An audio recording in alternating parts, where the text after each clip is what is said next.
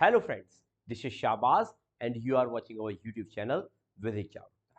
कुछ ऐसे प्रश्न जो आप हमसे बार बार पूछते हैं और जिन प्रश्नों का उत्तर देना हमारे लिए बड़ा जरूरी हो जाता है। कभी कभी उन प्रश्नों तक हम वहां तक नहीं पहुंच पाते जहां तक आपको पहुंचाना चाहते हैं, लेकिन पूरा प्रयास करते हैं।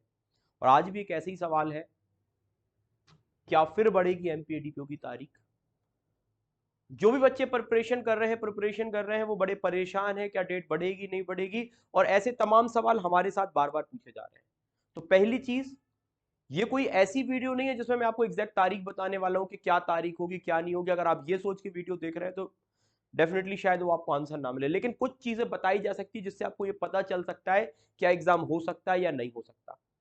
कोई ऐसा हमारे पास कोई ऐसे सोर्सेज नहीं है जो आपको डायरेक्टली बता देंगे कि भैया 20 तारीख को एग्जाम हो रहा है, 26 तारीख को हो रहा है, 30 तारीख को हो रहा है। बहुत सारी चीजें। पहली बात तो सबसे पहले वीडियो अगर देख रहे हो तो 18 तारीख आपको दिसंबर जो एग्जाम है, प्रिपरेशन 18 दिसंबर की रखी है। डेट बढ़े ना बढ़े वो चीज अलग है। डेट बढ़ती अच्छी बात, नहीं बढ़ती हमें अपनी प्रिपरेशन रखनी है 18 दिसंबर के हिसाब से। अब इसके साथ साथ आज हम 2-3 पॉइंट देखेंगे कि डेट अगर बढ़ रही है तो उसके पीछे रीजंस क्या हो सकते हैं, और डेट अगर नहीं बढ़ेगी तो उसके पीछे क्या रीजंस हो सकते हैं। और प्रिपरेशन हमें याद रखनी है 18 तारीख की, और मैं बताऊंगा संभवतः हो भी क्या सकता है।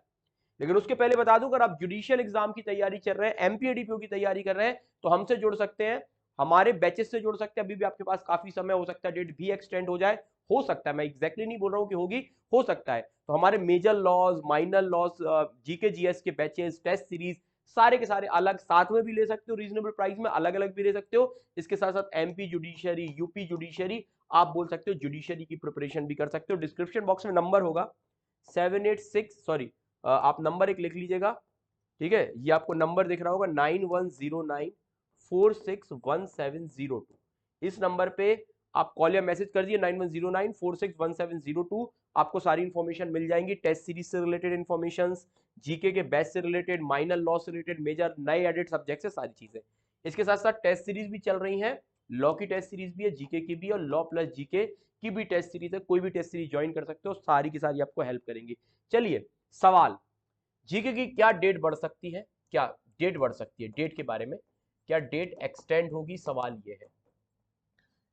तीन चीजें हैं जो डेट एक्सटेंड की तरफ इशारा कर रही हैं। पहले बात करते हैं, मैं पहले बोल रहा हूं तैयारी 18 दिसंबर की होगी, कोई अनुमान है, लेकिन तीन बातें जो डेट एक्सटेंड की तरफ बढ़ रही है। पहली चीज, हाल ही में एमपी हाईकोर्ट ने एक गाइडलाइन दी है, हाईकोर्ट ने, कि बोला है कि कोविड में जो भी लोगों के समय खराब हुए थे, लगभग 2-2 साल, तो जो भी ओवर एज हो गए हैं उनको 2 साल का समय दिया जाए, 2 इयर्स का उनको क्या दिया जाए, समय दिया जाए। और हमारी गवर्नमेंट ने भी क्या किया, उस बात को माना है कि हाँ कोविड में समय बर्बाद हुआ है और उसके लिए हम 2 साल का अतिरिक्त समय देने के लिए तैयार है। तो अब सोचिए, अगर समय बढ़ता है, 2 साल अगर बढ़ाएंगे, तो फॉर्म क्या होंगे, दोबारा फिर आपके खुलेंगे, दोबारा ओपन होंगे फॉर्म, और दोबारा फॉर्म ओपन होंगे तो आपको सीधा सीधा डेट बढ़ रही है। पॉसिबिलिटी है कि हाई कोर्ट क्या करते, जो भी आपका सरकार है वो डेट बढ़ा दे। तो पहली पॉसिबिलिटी बन रही है कि हाई कोर्ट डेट इसलिए भी बढ़ा सकता है क्योंकि क्या हो रहा है, फॉर्म आपके ये 2 साल का जो क्राइटेरिया है इसके वजह से।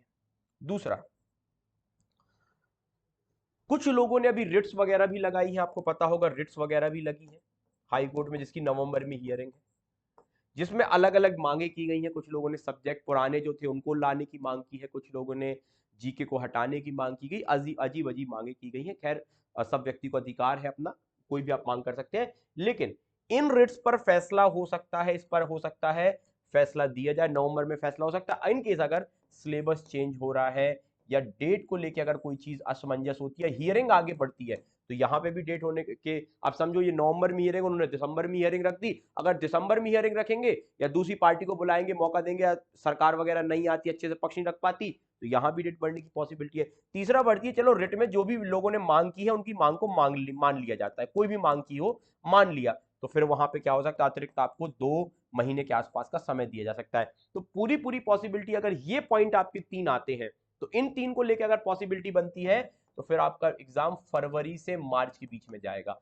इन केस अगर इन पॉइंट पर ध्यान देती है सरकार, क्योंकि कुछ रीजन है कि इन पे ध्यान ना भी दे, मैं अभी वो भी आपको बताऊंगा। तो पहली चीज, हाई कोर्ट का डिसीजन था, और सरकार ने भी जिसको माना है कि 2 साल भैया फॉर्म, लोगों की एज जो दोबारा क्या होगी, एज जो आपकी बाढ़ हो चुकी है एग्जाम देने से, उनके लिए फॉर्म रीओपन कराया जाए। जब उनके लिए रीओपन होंगे तो भैया उनको कुछ समय भरने के लिए मिलेगा और डेफिनेटली प्रिपरेशन के लिए भी समय दिया जाएगा।